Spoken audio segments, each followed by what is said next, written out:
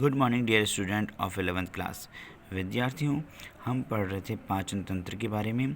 पाचन तंत्र में हमने विभिन्न प्रकार के पाचन अंग मुख, गुहा, ग्रसनी, ग्रसिका, आमाशय, छोटी आंत, बड़ी आंत, ठीक है, मतलब आहार के विभिन्न भागों के बारे में विस्तृत रूप से अध्ययन किया था। अब हम पढ़ेंगे पाचन ग्रंथियाँ। ठीक है, पाचन ग्रंथियों में सबसे पहली ग्रंथि जो है यकृत। यकृत की बात करें तो यह शरीर की सबसे बड़ी बहिस्रावी ग्रंथि है। देखो, दो प्रकार की ग्रंथियाँ होती हैं, अंतःस्रावी और बहिस्रावी।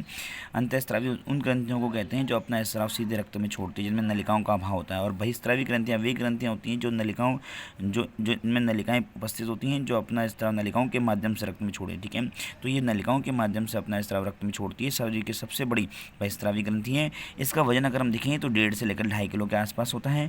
यकृत जो है उदर गुहा की दाहिनी ओर स्थित होता है। कहाँ पर जाता है? अगर हम बात करें एब्डोमिनल कैविटी, जिसको उदर गुहा कहते हैं, इसके दाईं ओर स्थित होता है, जो कि पूर्णतः एक पतली परत से ढका हुआ रहता है। यकृत कई पिंडों में बटा हुआ होता है। ये पिंड दिखने में तो घनाकार होते हैं, घन के आकार के होते हैं। इन पिंडों के अंदर अगर हम देखें कई विशेष प्रकार की कोशिकाएं पाई जाती है, जिन्हें हम हेपेटोसाइट्स कोशिकाएं कहते हैं।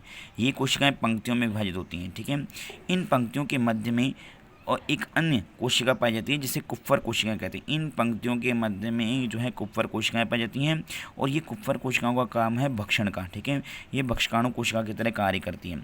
बात करें यकृत के कार्यों की, तो यकृत का पहला कार्य, यकृत द्वारा उपापचयी प्रक्रियाएं की जाती हैं। यकृत जो है भोजन के पाचन से संबंधित प्रक्रियाएं करता है, जिनके द्वारा एटीपी का निर्माण होता है।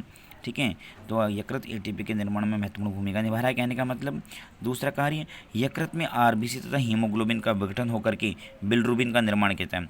यकृत आरबीसी और हीमोग्लोबिन का विघटन करता है। ठीक है, आरबीसी और आरबीसी में उपस्थित हीमोग्लोबिन का विघटन करता है और जो है उसे बिलिरुबिन में कन्वर्ट करता है। ठीक है, यकृत तीसरा, यकृत द्वारा विषैले पदार्थों का अपघटन करके इसका निरावशीकरण किया जाता है। निरावशीकरण का मतलब विषैले प्रभाव को समाप्त करना। तो यकृत जो है विषैले पदार्थों, शरीर में आए विषैले पदार्थों को अगर हम देखें अपघटित करने का भी कार्य करता है। इसके अलावा सूक्ष्म जीवों को भी नष्ट करता है। फोर्थ कार्य, चौथा कार्य, यकृत द्वारा विटामिन ए और डी का संश्लेषण करता है। यकृत विटामिन ए और डी का संश्लेषण करता है। ठीक है, और इसके लिए और यही कारण है कि यकृत को हमारे शरीर के रसायन विज्ञान प्रयोगशाला भी कहा जाता है।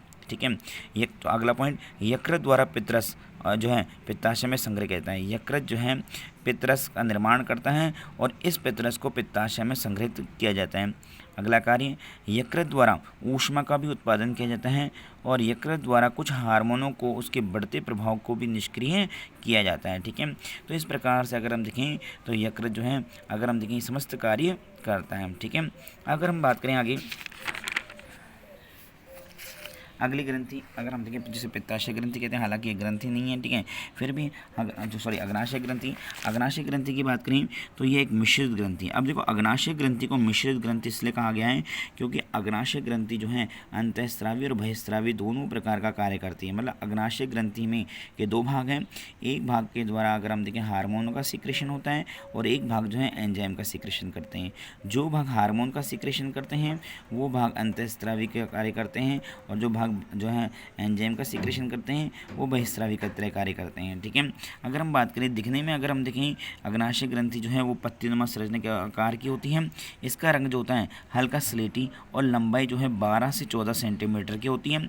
और अग्नाशय ग्रंथि का वजन अगर देखा जाए तो लगभग 60 ग्राम के आसपास होता है। ठीक है, और अग्नाशय ग्रंथि है 3 भागों में विभाजित होती है। ये 3 भाग हो गए हेड, ठीक है, शीर्ष भाग, बॉडी काय भाग और पुच्छ भाग। ठीक है, ये ग्रंथि छोटे छोटे पिंडकों से मिलकर बनी होती है। ठीक है, इस अग्नाशय ग्रंथि में देखें तो छोटे छोटे पिंडक पाए जाते हैं और जिनमें अग्नाशय कोशिकाएं जो है अग्नाशय रस का स्राव करती हैं, और इनके अंदर अग्नाशय कोशिकाएं पाई जाती हैं। ये अग्नाशय कोशिकाएं अग्नाशय रस का स्रावण करती हैं। अग्नाशय ग्रंथि का अंतःस्रावी भाग जो है वह लैंगरेंस की दीपिकाएं कहलाता है। इन लैंगरेंस की दीपिकाओं में 3 प्रकार की कोशिकाएं पाई जाती हैं, अल्फा, बीटा और डेल्टा। अल्फा कोशिका के द्वारा ग्लूकागोन हार्मोन का स्रावण होता है, बीटा कोशिका के द्वारा इंसुलिन हार्मोन का स्रावण होता है और डेल्टा कोशिका के द्वारा सोमेटोस्टेटिन हार्मोन का स्रावण होता है। ठीक है, इसके अलावा देखो यह ग्रंथि अग्नाशय रस का भी स्रावण करती है, और अग्नाशय रस का स्रावण बहिस्रावी के रूप में करती है, मतलब नलिकाओं के द्वारा करती है। नलिकाओं से छोटी आंत के अंदर स्थानांतरित करती है। इसमें कार्बोहाइड्रेट, प्रोटीन और वसा का जो है पाचन करने वाले जो हार्मोन हैं, ठीक है, उनका वो वाले एंजाइम्स आ जाते हैं। जैसे अगर हम देखिए वसा का पाचन करने के लिए लाइपेज एंजाइम, कार्बोहाइड्रेट का पाचन करने के लिए एमाइलेज एंजाइम और प्रोटीन का पाचन करने के लिए ट्रिप्सिन काइमोटोकॉन्ड्रिया और ट्रिप्सिन नामक एंजाइम्स जो हैं इसी अग्नाशय रस में पाए जाते हैं। इसके साथ साथ अग्नाशय रस में जल, खनिज लवण, ठीक है, वो विभिन्न प्रकार के पाचक एंजाइम उपस्थित होते हैं। ठीक है, तो ये थी अग्नाशय ग्रंथि। ठीक है, अगर हम बात करें पित्ताशय की, पित्ताशय भी जैसे अगर हम बात करें मुख्य पाचक ग्रंथि, क्योंकि देखो इसका मुख्य कार्य केवल स्टोरेज का होता है। ठीक है, मतलब संग्रह करने का होता है। ये एक नाशपाती के आकार की मांसपेशी युक्त संरचना है जो यकृत के पीछे की ओर स्थित होती है। यह ग्रंथि पेरिटोनियम के आवरण द्वारा ढकी रहती है। इसकी मध्य परत का निर्माण चिकनी मांसपेशियों के द्वारा किया जाता है। पित्ताशय 3 प्रकार जो है 3 भागों में विभाजित होता है, फंडस, बॉडी और नेक। ठीक है, इसका काम क्या है, पित्त का संग्रह करना।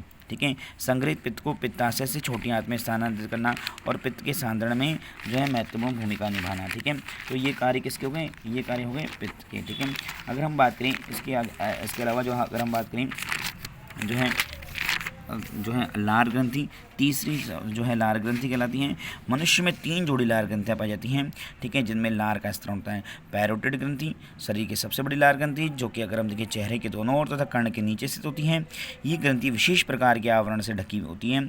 इन ग्रंथियों में काफ़ी संख्या में छोटे बड़े पिंड पाए जाते हैं जिनमें विशेष स्तरण नलिकाएँ पाई जाती हैं। इनमें लार भी जो है लाती है उसे स्टेंशन नलिका कहते हैं। ठीक है, और अगर हम देखें कभी कभी इस नलिका में जब संक्रमण हो जाता है, ठीक है, तो उस स्थिति में जो रोग होता है उसको गलसुआ कहते हैं।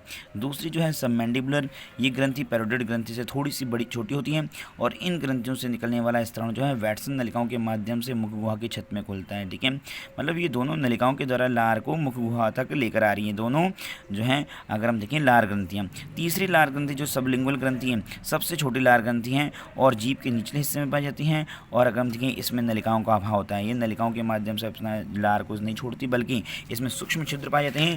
उन सूक्ष्म छिद्रों की सहायता से ये लार को मुख में छोड़ती हैं। ठीक है, और लार ग्रंथियाँ जो हैं वो कैरोटिड धमनी के द्वारा उनकी आपूर्ति की जाती है। तो इस प्रकार से अगर हम देखें ये तीसरी थी लार ग्रंथि। ठीक है, इसके अलावा लार और लार के कार्य हम पहले ही पढ़ चुके हैं। तो विद्यार्थियों आज हमने पढ़ा पाचन ग्रंथियों के बारे में। पाचन ग्रंथियों में सबसे पहले अगर हम बात करें यकृत, ठीक है, उसके बाद अग्नाशय ग्रंथि और फिर अगर हम देखें लार ग्रंथि। ठीक है, थैंक यू।